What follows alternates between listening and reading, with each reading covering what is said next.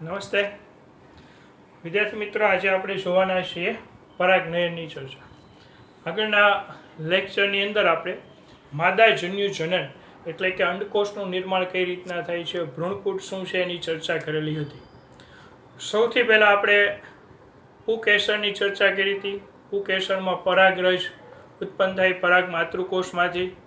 પરાગરજ ઉત્પન્ન થયા પછી એમાં પરાગરજનું પરાગનયન થાય, પછી સ્ત્રી કેસરના પરાગાસન ઉપર સ્થાપન પામે અને પછી ફલનની પ્રક્રિયા શક્ય બને. આપણે સ્ત્રી કેસરની ચર્ચા કરી હતી.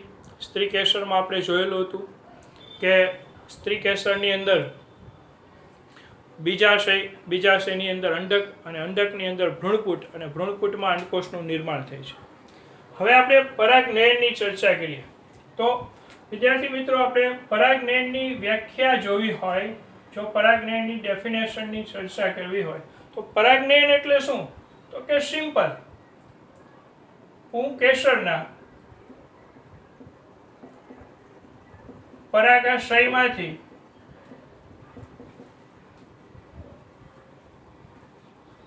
ઉદ્ભવતી પરાગરજ સ્ત્રી કેસરના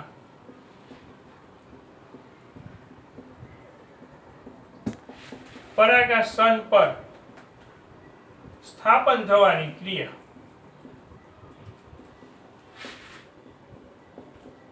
એટલે પરાગનયન. આપણે આકૃતિ વડે જોઈએ તો આ પુષ્પનું પુંકેસર છે. એક જ પુષ્પનું હોય, જુદા જુદા પુષ્પનું, જુદી જુદી વનસ્પતિનું હોય, એ ચર્ચા અત્યારે નથી. પુંકેસરનું આ પરાગાશય છે. પુંકેસરના પરાગાશયમાંથી પરાગાશયનું સ્ફોટન થાય એટલે પરાગરજ છૂટી પડે. આ પરાગરજ સ્ત્રી કેસરના પરાગાસન ઉપર જઈને બેસી જાય. આ ઘટના જે થાય એ ઘટનાને કહેવાય પરાગનયન. પુંકેસરના પરાગાશયમાંથી પરાગરજ મુક્ત થાય. મુક્ત થયેલી પરાગરજ સ્ત્રી કેસરના પરાગાસન ઉપર સ્થાપન પામે એટલે એ ઘટના થઈ અને શું કહેવાય છે? પરાગનયન. એકચ્યુઅલી બીજ બનવા માટે અને ફલન થવા માટેથી પરાગનયન અત્યંત આવશ્યક પ્રક્રિયા છે. જો પરાગનયનની પ્રક્રિયા ન થાય તો આવૃત કે અનાવૃત બીજધારી વનસ્પતિમાં ફલન શક્ય બનતું નથી. એટલે ફલન થવા માટેથી પરાગનયન અત્યંત આવશ્યક પ્રક્રિયા કહી શકાય. આ પરાગનયન જુદા જુદા પ્રકારોની અંદર પરાગરજ ક્યાંથી પ્રાપ્ત થાય છે, પરાગરજનો સ્ત્રોત કોણ છે, એના આધારે પરાગનયનને જુદા જુદા 3 પ્રકારોમાં વહેંચી નાખવામાં આવે છે: સ્વફલન, ગેઇટોનોગેમી અને પરવશ, અથવા તો એને પરપરાગનયન તરીકે ઓળખવામાં આવે છે. પરવશને સ્વપરાગનયન, સ્વફલન અને ગેઇટોનોગેમી. તો પહેલા હું હવે સ્વફલનની ચર્ચા, ઓટોગેમી એની ચર્ચા છે એ કરતો જાઉં છું કે સ્વફલન એટલે શું. ખાસ ધ્યાન રાખજો, સ્વફલનની ચર્ચા આપણે જોતા જઈએ છીએ. પહેલા આપણે જોઈએ છીએ સ્વફલન. આપણે એક એકને વારાફરતી જોઈશું. ઓટોગેમી.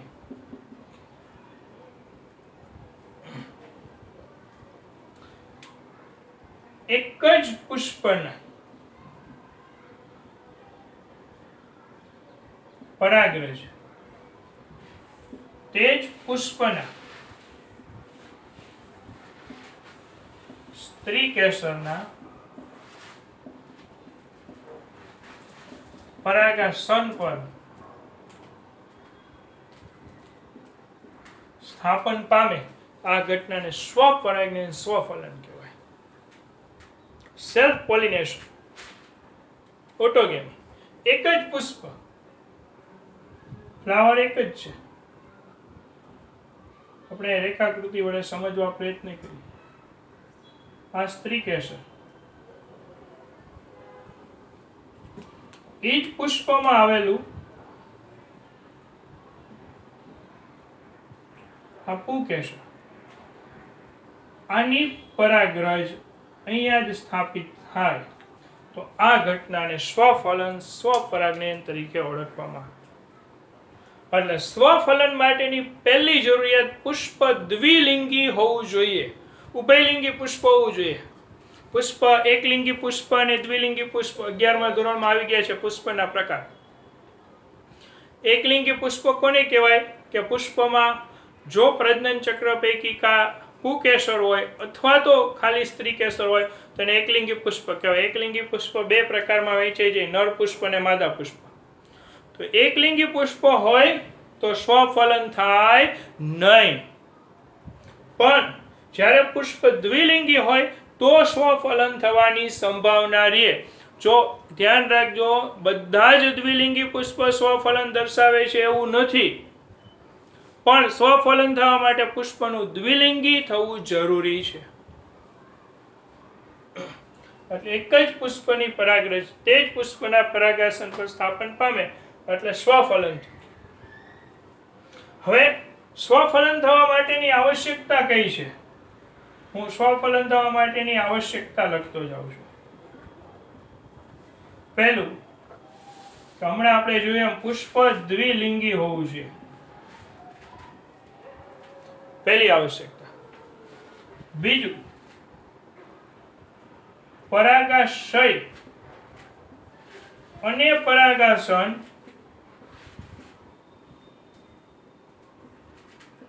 બંને એક જ સમયે પરિપક્વ થવા જોઈએ. આ મોટી કન્ડિશન છે.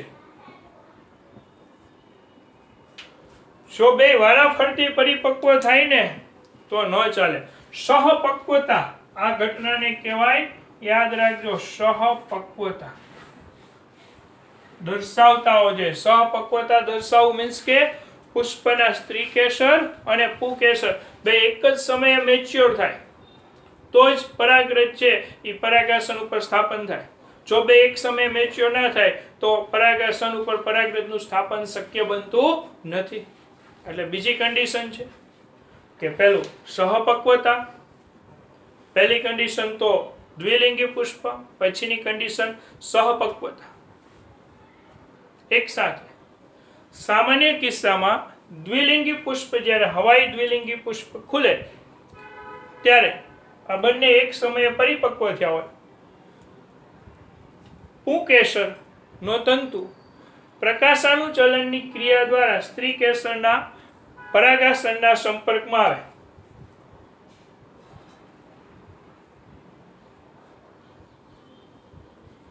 અહીંયા પરાગ વાહિનીનું દ્રશ્યમાન હલનચલન થાય.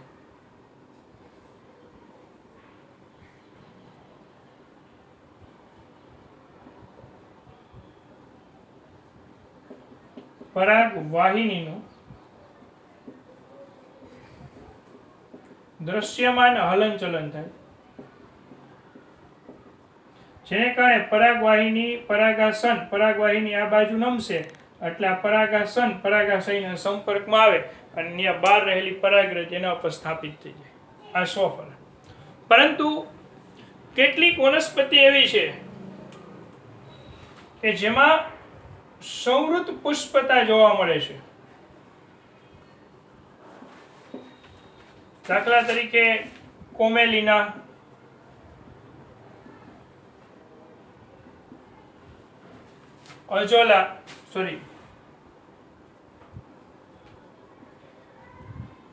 ઓક્ઝાલિસ એટલે અબુટી. આ બધી વનસ્પતિ એવી છે કે એમાં બે પુષ્પ થાય. આપણે કોમેલિનાની ચર્ચા કરીએ તો કોમેલિનામાં એક હવાઈ પુષ્પ ઉત્પન્ન થાય અને એક વિશિષ્ટ પુષ્પ સંવૃત પુષ્પ ઉત્પન્ન થાય. હવાઈ પુષ્પ જે સામાન્ય વનસ્પતિમાં ઉગે છે એવા આકર્ષક જાંબલી રંગના હોય છે કોમેલિના. સંવૃત પુષ્પ એના ભૂમિગત હોય છે. આ વાક્ય યાદ રાખજો, કોમેલિનામાં સંવૃત પુષ્પ છે એ ભૂમિગત છે, બધાયમાં હોય એવું જરૂરી નથી. તો આ પ્રશ્ન એ થાય કે સાહેબ કેટલી વાર બોલ્યા સંવૃત પુષ્પ, પણ સંવૃત પુષ્પ કહેવાય કોને? તો કે એવા પુષ્પ કે જે કાયમી કળી સ્વરૂપે જ બંધ રહે, ખુલે નહીં. આપણે ફૂલ હોય તો પહેલા કળી થાય, પછી વજ્રપત્ર ખુલે, દલપત્ર ખુલે, બરાબર છે?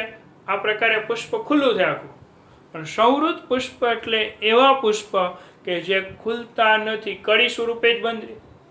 કડી સ્વરૂપે બંધ રહે એટલે એ પુષ્પના પુકેસરની પરાગરજ એ જ પુષ્પના સ્ત્રીકેસરના પરાગાસન ઉપર સ્થાપન થવાની છે. હું અહીંયા રેખાકૃતિ દ્વારા સમજાવું છું કે આ ફૂલની એક કડી છે, બટ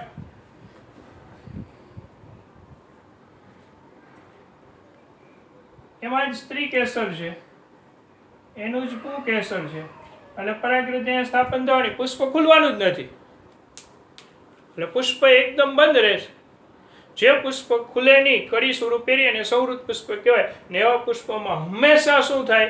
સ્વપરાગનયન સ્વફલન જ થાય. સૌહૃદ પુષ્પમાં હંમેશાને માટે સ્વપરાગનયન સ્વફલન થાય. ઓક્ઝાલિસ એટલે કે અબુટી છે, કોમેલિના છે, આ બધી વનસ્પતિમાં બંને પુષ્પ જોવા મળે છે, હવાઈ પુષ્પ અને સૌહૃદ પુષ્પ. આ ખાસ યાદ રાખજો, સૌહૃદ પુષ્પમાં હંમેશાને માટે સ્વપરાગનયન સ્વફલન જ થાય. પછી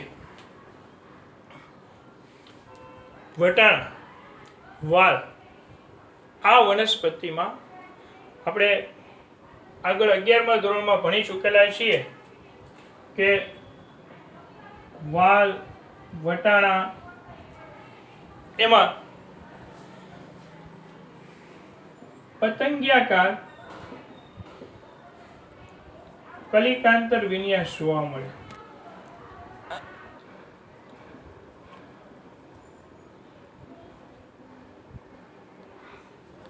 હવે 11માં ભણી ગયા છે.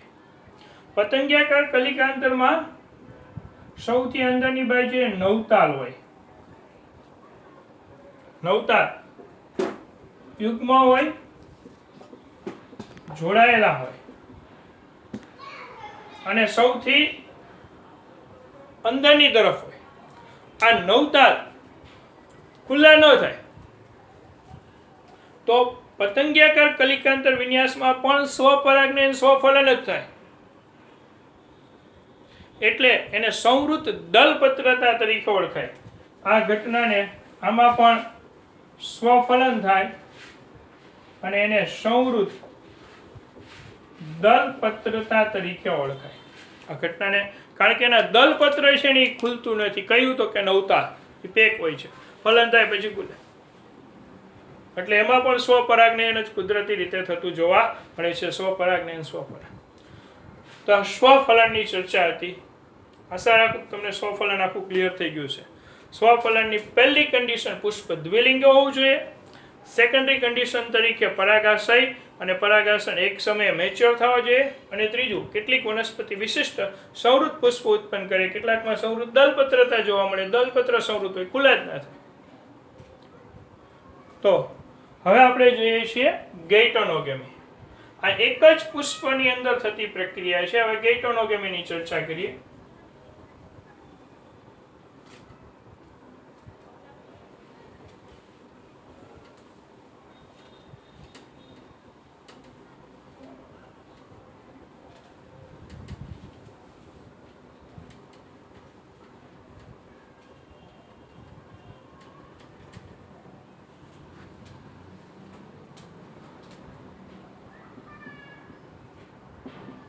ગેઇટોનોગેમી. ગેઇટોનોગેમી એટલે શું? હું એક જ આકૃતિમાં સરળતાથી સમજાવી દઉં. પહેલા લખી દઉં. એક જ વનસ્પતિ પર રહેલા પુષ્પની પરાગરજ એ જ વનસ્પતિના અન્ય પુષ્પ ના પરાગાસન પર સ્થાપન પામે તેને ગેઇટોનોગેમી કહેવાય. આ રેખાકૃતિમાં સમજાઈ જાય. સપોઝ કે આ પ્લાન્ટ છે, ધારો કે આ એક વનસ્પતિનો એક પુષ્પ છે. આ પુષ્પમાંથી પરાગરજ ઉત્પન્ન થાય છે. એ જ વનસ્પતિના બીજા પુષ્પ ઉપર જ્યારે પરાગરજ સ્થાપન થાય તો આ ઘટનાને કહેવાય ગેઇટોનોગેમી. આ ઘટના કઈ થઈ જશે? ગેઇટોનોગેમી. અહીંયા ગેઇટોનોગેમી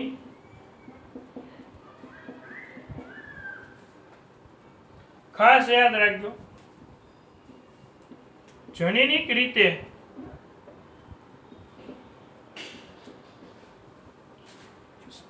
સ્વફલન સાથે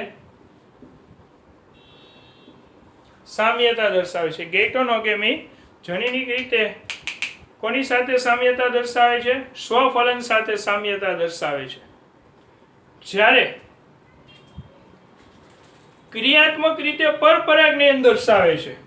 ખાસ યાદ રાખવું, જનીનિક રીતે સ્વફલન છે પણ ક્રિયાત્મક રીતે પરપરાગનયન છે. આમ ગેઇટોનોગેમી જનીનિક રીતે સ્વફલન છે પણ ક્રિયાત્મક રીતે પરપરાગનયન. શા માટે? કારણ કે પરાગરજનું સ્થળાંતરણ કરવું પડશે, અહીંથી અહીંયા પરાગરજને લઈ આવવી પડશે.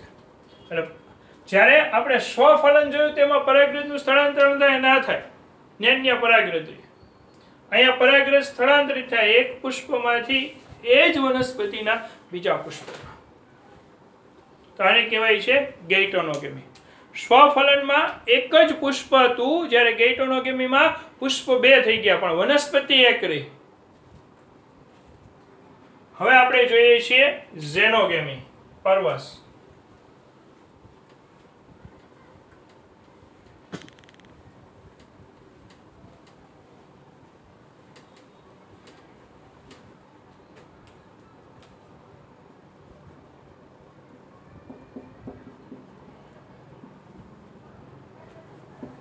ઝેનોગેમીમાં આપણે જોઈએ તો અહીંયા એક વનસ્પતિના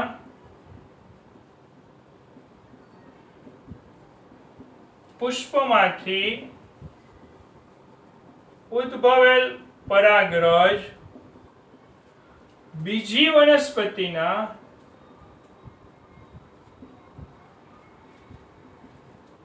પુષ્પના પરાગાસન પર સ્થાપન પામે તો તેને પરવસ અથવા તો પરપરાગનયન તરીકે ઓળખવામાં આવે છે. જ્યારે એક જ વનસ્પતિના પુષ્પમાંથી પરાગરજ ઉત્પન્ન થાય એ અન્ય પ્લાન્ટ, એની જ જાતિના કે બીજી જાતિના અન્ય પ્લાન્ટ ઉપર જઈ અને સ્થાપન થાય. હું અહીંયાની રેખાકૃતિ દોરું તો આ કોઈ એક પ્લાન્ટ છે. આ પ્લાન્ટમાંથી ઉત્પન્ન થયેલી પરાગરજ બીજા પ્લાન્ટના પુષ્પના સ્ત્રીકેસરના પરાગાસન ઉપર સ્થાપન પામે તો આ બે પ્લાન્ટ વચ્ચે થતી પ્રક્રિયા થઈ તો આને કહેવાય પરપરાગનયન.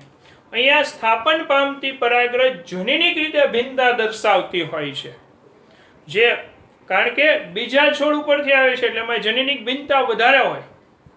આ બેમાં એટલે કે સ્વફલન અને ગેઇટોનોગેમીમાં જનીનિક ભિન્નતા નહીં હોય, એક જ દેહમાંથી છે.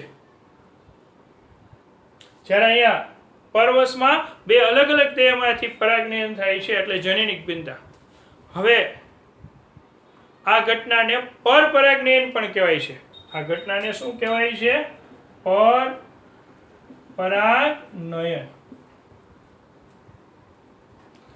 તો પરવસ થવા માટે પુષ્પ એકલિંગી હોય તો હંમેશા એમાં પરપરાગનયન ઝેનોગેમી જ થાય. જો પુષ્પ એકલિંગી તો હંમેશા ઝેનોગેમી પરપરાગનયન જ થાય.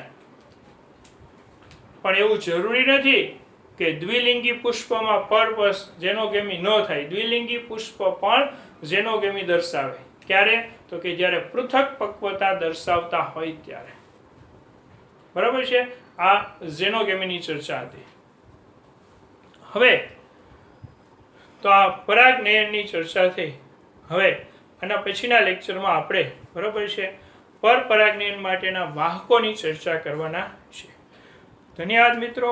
મારા વિડીયો ગમે તો તમે એને લાઈક કરો જરૂરથી, સબસ્ક્રાઈબ કરો, શેર કરો.